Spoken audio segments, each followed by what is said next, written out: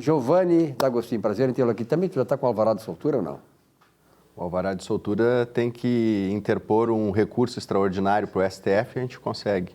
É um habeas corpus provisório. Isso é tudo condicionado. Isso tudo é bandido aqui, porque só consegue alvará de soltura quem é bandido, né, cara? Tem que cuidar dessas coisas, né? Vou dizer, olha, o telespectador vai, pô, os caras são tudo bandido, né? Porque o STF, né, o Alexandre de Moraes, que é o ex-advogado do PCC, ele tem uma boa origem, né, para ser o nosso ministro do Supremo Tribunal Federal, quem foi advogado da bandidagem. Isso é a vergonha nacional. Bom, Giovanni, aproveitando aí o nosso espaço aqui nesses tempos de coronavírus, né?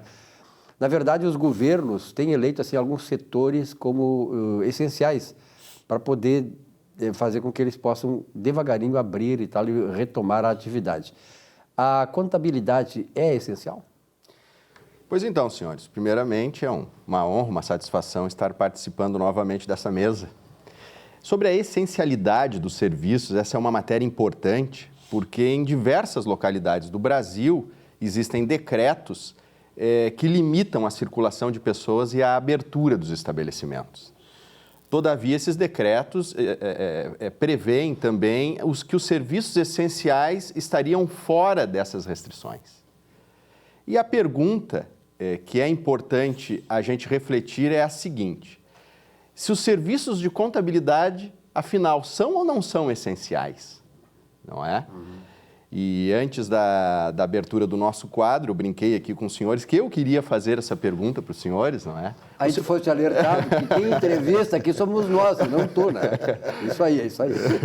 E os senhores acham que os serviços de contabilidade são essenciais? Mas absolutamente, senão tu não estarias aqui, né? Lógico, evidente, não é mesmo? evidente. É verdade, evidente. eu também considero, Até... porque não só as empresas consideram e são fundamentais, mas as pessoas físicas também. Até porque, Giovanni e telespectadores, este programa aqui tem dado sempre espaço justamente aos consultores, aos profissionais de consultoria, aos profissionais que dão assessoria, no caso, os contadores, os próprios advogados, as pessoas que trabalham no ramo da economia, não é? Porque, evidentemente, numa situação dessas, em que a legislação ela muda todos os dias, não é, Giovanni? Nós fizemos outro dia aqui uma entrevista falando contigo sobre o prazo dos registros dos livros contábeis, não é? A questão de publicação, de balanço, registro, etc., que estava em descompasso cronológico. O que aconteceu? 2 dias depois que nós falamos sobre isso e que tu fizeste uma excelente explanação, o governo federal baixou um decreto adequando esses prazos. Como é que um empresário que está ali preocupadíssimo, Silvio Lopes, com pagar o seu aluguel, os seus funcionários, seus insumos, não é? As suas contas do dia a dia, vai estar se preocupando em todo dia ver qual o decreto novo, qual a medida provisória nova, qual o impedimento que o STF botou naquela situação? Tem que ter o contador, tem que ter os assessores. Pois então, os escritórios de contabilidade, via de regra, um exemplo de um serviço que é prestado, elabora as folhas de pagamento das empresas, não é? Então, os funcionários dependem da elaboração da folha de pagamento para a geração dos recibos, para fazer, para proporcionar a remuneração que os funcionários precisam para a subsistência. Então, se os escritórios de contabilidade fossem impedidos de trabalhar, esse serviço poderia ficar prejudicado. Isso poderia trazer uma convulsão social, inclusive, não é? Outra situação, no período da pandemia, o governo federal possibilitou que as empresas promovessem a suspensão dos contratos de trabalho ou a redução da carga horária da jornada de trabalho. Essa mesma norma estabeleceu que deve haver um acordo formal, né? Um aditivo de contrato de trabalho. Quem prepara esses aditivos de contrato de trabalho?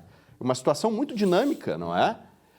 Outra situação que também envolve essa questão da pandemia, que essas suspensões de contrato de trabalho ou redução da jornada, o governo paga uma parte do valor, né? O auxílio federal esse. Ele complementa, né? Ele faz um complemento.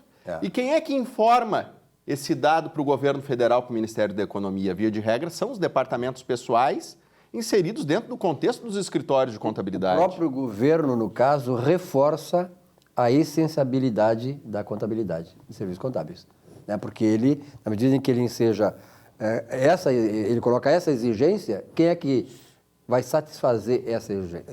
O escritório de contabilidade.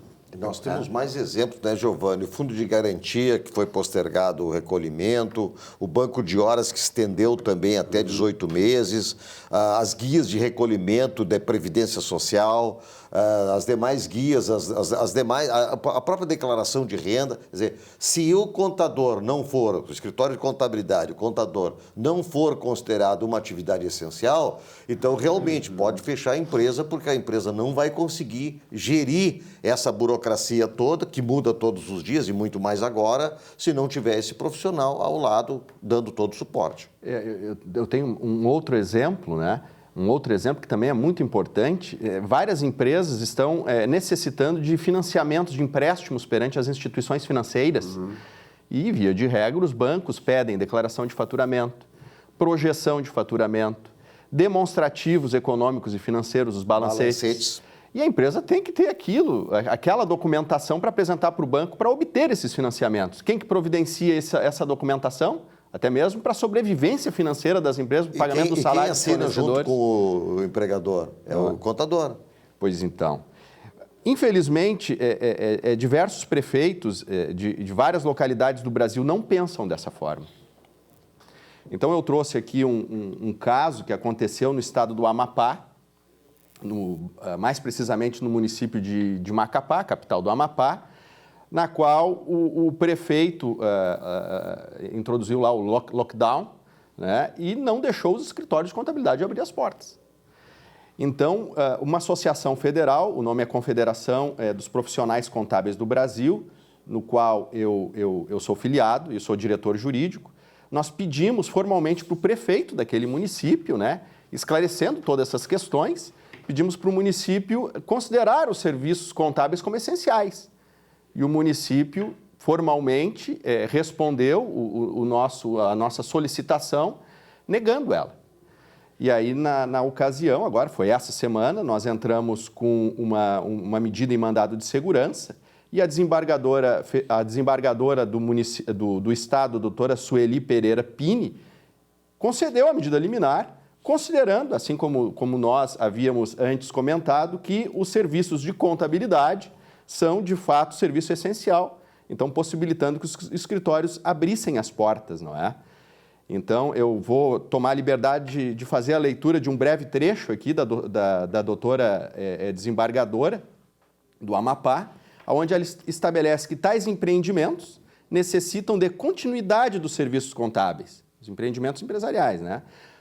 Mormente porque precisam dar cumprimento às normas estabelecidas, bem como dar vazão aos sistemas de folha de pagamento dos empregados e recolhimento de impostos federais, estaduais e municipais. E aí ela foi adiante na argumentação e, no final, deferindo a medida liminar da Associação Federal. E aqui no Rio Grande do Sul, como é que está isso? Olha, aqui no Rio Grande do Sul, num primeiro momento, houve o lockdown geral, não é? Uhum. Mas faz quase em torno de um mês que vem sendo aberta as atividades, a possibilidade de serviço dessas atividades essenciais, que se inclui os escritórios de contabilidade.